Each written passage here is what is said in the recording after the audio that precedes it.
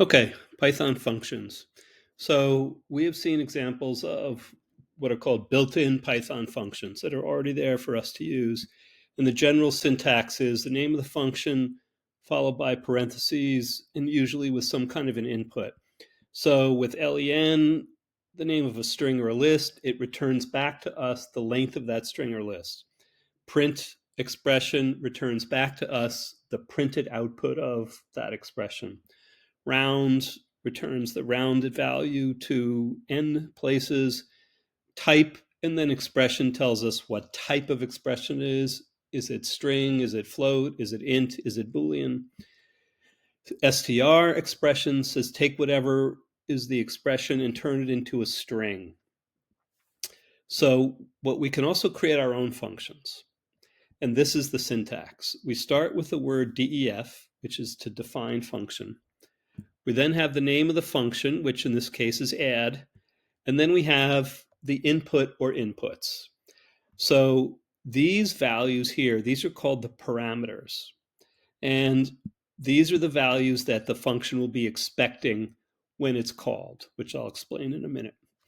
Whatever the function is called with, those values get assigned to variables x and y, which you can then use inside the function. In this case, the function takes whatever the value of x is, whatever the value of y is, and returns the sum of those two. So when we run this, we're going to have that. We're going to call the function here by typing add and then giving it two numbers. And so I'll show you another couple examples. So this is how we've defined the function.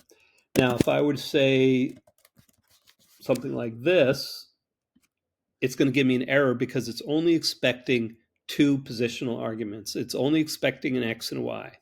If I do this, it's also going to give me an error. But as long as I give it two values that can be added together, it's always going to return to me those two values. Now, the other thing is I can use any kind of an expression in here. If I have a is equal to 5 and b is equal to 10, then I can run the function as a comma b. Or I could run the function as a plus b plus a times b, in which case it adds 5 and 10 and then multiplies it by 5 times 10. It gives me 60, and then, I'm sorry, adds it to 5 times 10. So it adds 15 and 50 and gives me 65. So I can put anything in here. I can even put in the function itself. So I could say add 2, 3, add, need that, 4, 5. And the first one gives me 5. The second one gives me 9. When I add those together, I get 14. Okay. So the reason that we can do that, the reason that we can use the function inside other functions or use it inside another expression, so say print add 3, 4, 5, then times add 2, 3, it's going to print 45 because it added 4 and 5, got 9, added 2 and 3, got 5, and multiplied those two together. The reason I can do that the reason the function has value is because I use this return here. Now, if I had defined this as print, when I run the function, it's still going to print out the value. But if I try to use this function inside and add, do something like this, it's going to give me, oh, no, it did that. All right, let me make sure I run this here. That was the problem. Okay, now I get an error. The reason is that because I had print here, as soon as the function ran, as soon as it executed 5 plus 12 and printed that, that 17 value disappeared. And so I could not use this function inside other functions. So it's much more valuable generally, not always the case that you need this, but it gives you a lot more flexibility when you use return, because now when I run this thing, it's going to give me 20, which is what I was looking for. Okay, so functions can contain, all kinds of things, including, for example, the function we just made, because plus works with two strings as well. When I run add Newton, north, it adds them together. Okay, so functions can be as complex as you want them to be, but the idea is they return one value. It could be a single value, could be a list of values, but it returns one object. We can use if-else statements inside them. We can run loops inside them. We can do, all the things that we've learned we can do inside a function. So for example, here we're creating a function that will return true or false depending on whether something is divisible by 2 or 3. So when I run this, I'm now going to take the function I just created and I'm going to run it in a loop. So I'm going to have it check each number, 20, 21, and tell me if it's true that it's divisible by 2 or 3 or not. So every even number, it's printing true, but also odd numbers that are multiples of 3, so 21 and 27. So it's returning this value based on the evaluation that it does inside the function. Now, again, if we had printed these,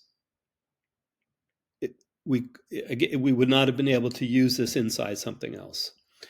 Okay. Here we have a function, pal, which is for palindrome. And what it does is it checks to see whether a word that you input is a palindrome or not. So pal madam gives us true. Pal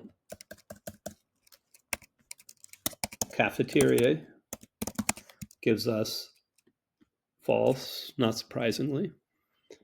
Okay, that's the basic idea of a function. And so a couple things that you were asked to do.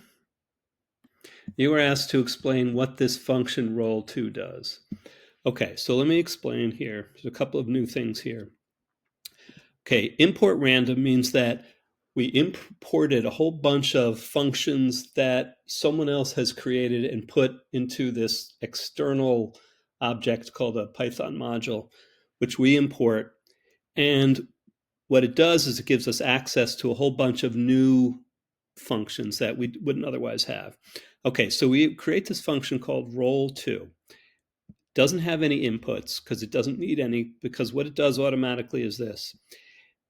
It picks a random number between 1 and 6, and it will include 6 when we use this random.randint. So we're using this module, which means that we use that as the prefix dot, and randint is something inside this module that will give us a random integer between whatever the first number is, whatever the second number is, up to and including the second number here. So what we're doing is we're saying we're taking a random number between 1 and 6 and a second random number between 1 and 6, and we're adding them together. What I'm going to do here is I'm going to run this thing 5 times. So I got 7, I got 10, I got 8, I got 3, I got 7 again. So it's randomly picking 2, and basically this is equivalent of rolling 2 dice. Okay. The other thing you were asked to do was create something called a function val count, and it just returns the number of vowels in a word. And so let's create some new code here. And so we'll create this, we'll call it def vowel count, and the input will be a word, or it could be a phrase. Python doesn't care. And what we're trying to do is figure out how many vowels are in it. So a couple ways we could do this. One of the ways is we could just count the number of E's, the number of A's, I's, O's, U's, and add them all together. So we could say vcount is equal to word.count A plus word.count E, etc., etc. And then we would do this up through I, O, and U, and that would always give us the number of A's plus E's plus I's plus O's plus U's in the word or the phrase And so the way we would then call this function, we would do val count. And let's say I'll do cafeteria. Now we have to tell this to return vcount. Okay, so here's what it did. In the word cafeteria, it counted, I only have it counting A's and E's, so it counted 1, 2, 3, 4. You would extend this so it also counts I's, O's, and U's and return that. Okay, so that's one way to do it. Here would be another way. Call this val count 2, again, word. We could create a list of vowels, so we'll call the vowels equals A, E, I, O, U. We'll forget about Y for now. And we would say for letter in word. So what this is going to do is it's a for loop that'll run through each letter in word. And word will be whatever we plug in when we call the function. And it'll say if letter in vowels. But first we'll say vcount is equal to 0. So we start by saying, so far we have 0 vowels. We haven't checked anything.